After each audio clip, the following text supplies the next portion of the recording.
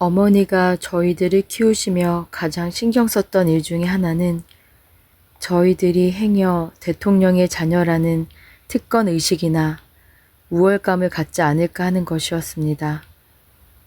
특별한 보호를 받고 자란다는 평범하지 않은 환경을 늘 염려하면서 가능하면 다른 아이들과 똑같은 생활을 하도록 애를 썼습니다.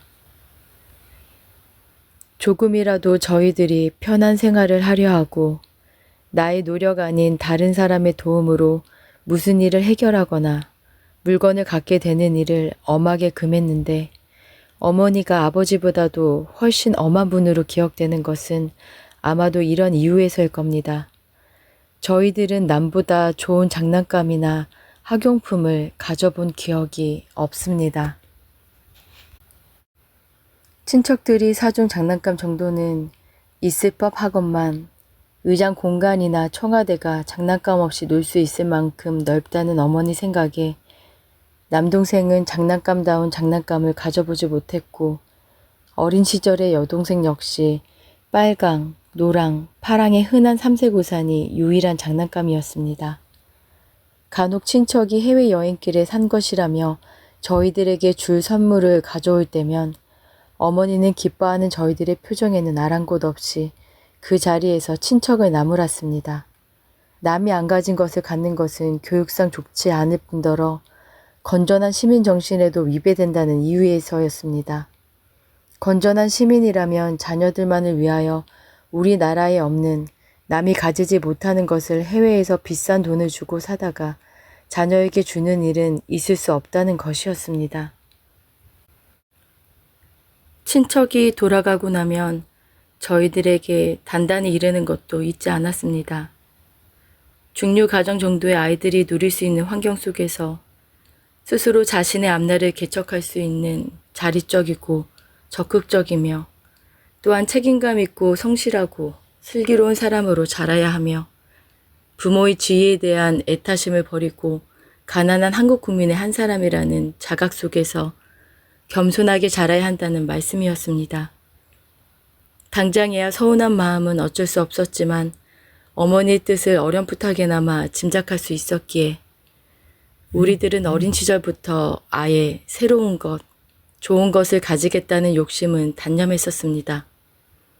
어머니의 이러한 생각은 장난감이나 생활용품에 그치는 것이 아니라 우리의 일상생활에도 이어졌습니다. 다시 신당동 옛집으로 돌아갈 것을 생각하여 서울사대 부속 초등학교에 입학했던 남동생은 항상 자가용이 아닌 시내버스나 전차로 통학을 해야 했습니다.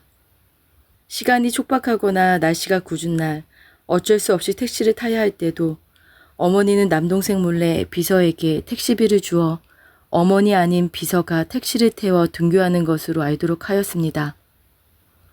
저 역시 성심여중을 다니면서도 전차를 이용해서 통학을 했습니다. 당시 서울 시내에는 성심여중에 다니는 대통령의 딸이 전차를 타고 등하교한다는 소문이 돌고 있었는데 하루는 전차의 차장이 제 학교 배지를 보고 제게 물었습니다.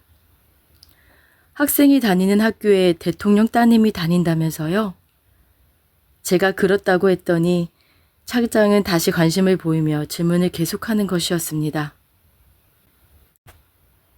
전차 타고 다닌다던데 그런가 봐요. 그 학생 공부는 잘해요?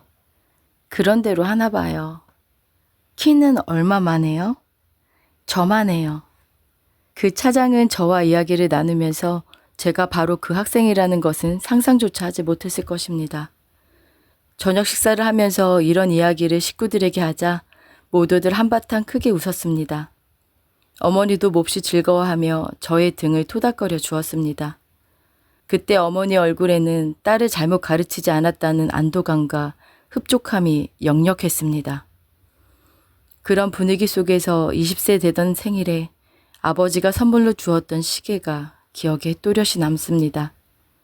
그때까지 낡은 시계만을 차다가 새 시계에 감격하여 대학 시절 내내 그리고 대학 졸업 후에도 저는 그 시계를 소중히 간직했습니다.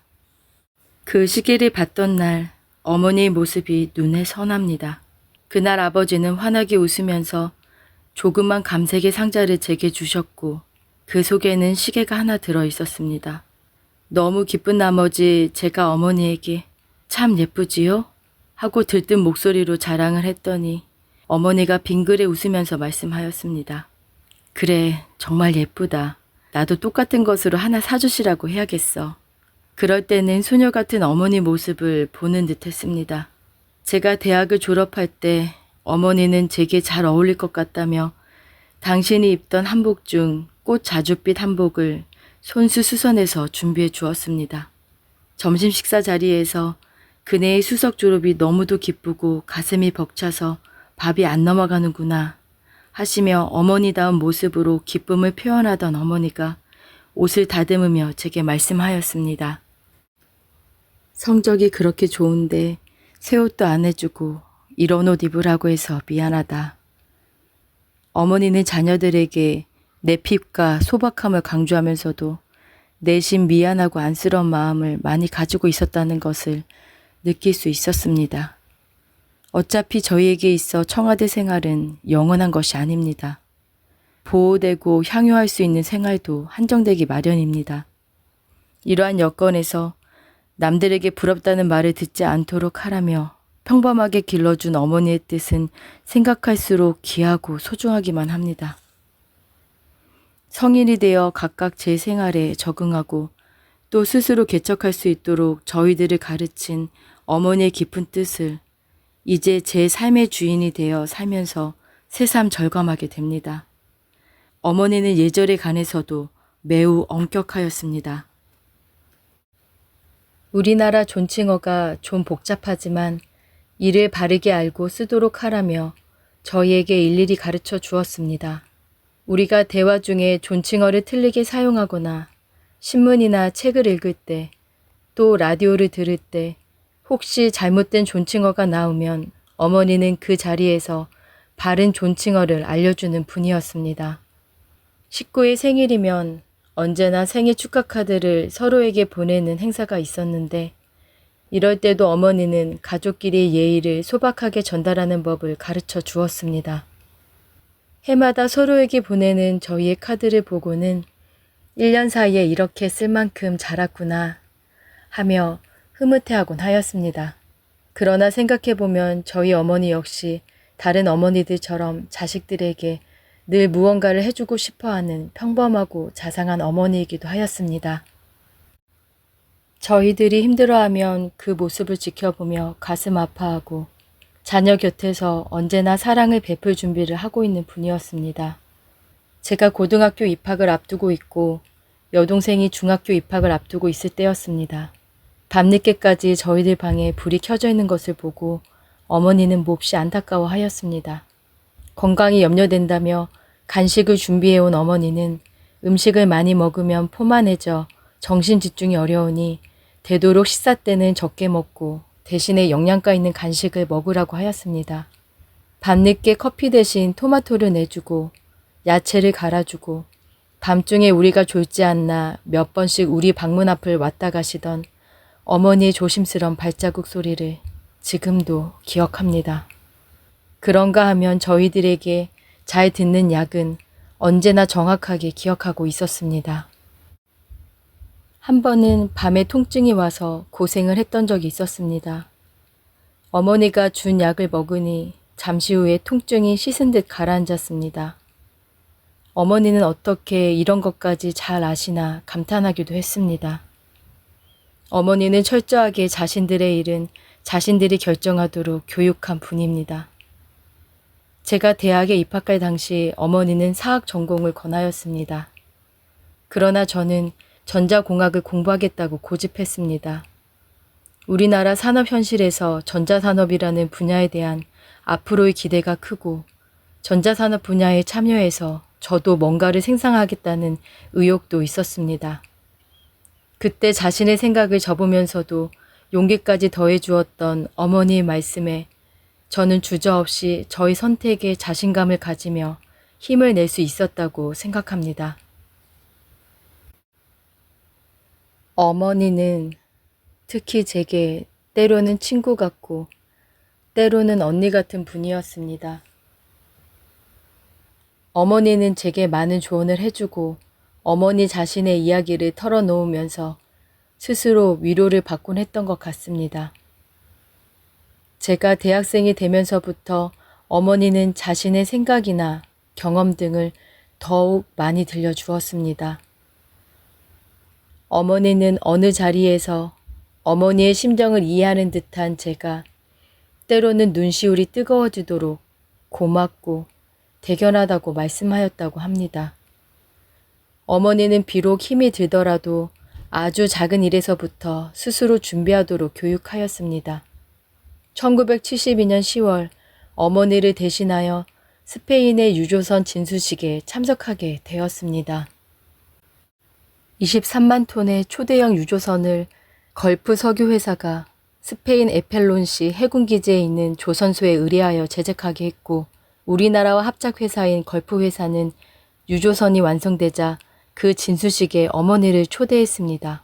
이 행사에 어머니를 대신하여 참석하게 된 저는 스페인어로 약 4분에서 5분간 연설하기로 되어 있었습니다. 어머니를 대신하고 나라를 대신하는 공식 외국 여행이라 부담감이 적지 않았던 일이었습니다. 그러나 어머니는 그저 담담하게 잘할 수 있는 일이라고 말씀할 뿐이었습니다. 1973년 하와이 방문 때도 마찬가지였습니다. 우리나라의 국민이 하와이에 이주하여 뿌리를 내리고 산 지 70주년을 기념하는 행사에 제가 가게 되자 어머니는 역시 자신은 물론 주변 사람들에게도 제가 모든 일을 혼자 해결할 수 있도록 하라고 부탁하였습니다. 그네에 대해서는 내가 잘 알아요. 실수 없이 잘 해낼 거예요. 기자든 누구든 어떤 질문을 하더라도 알아서 답변하도록 가로막지 말아주세요. 하와이의 한 호텔에서 열렸던 답례연에서 저는 영어로 연설을 했습니다. 낯선 이국 땅에서 온갖 고생을 묵묵히 받아들이며 터전을 가꿔온 나이든 교포 1세분들이 제 앞에 많이 앉아 있었습니다. 그분들을 어떻게 위로해야 할지 몹시도 조심스러운 자리였습니다.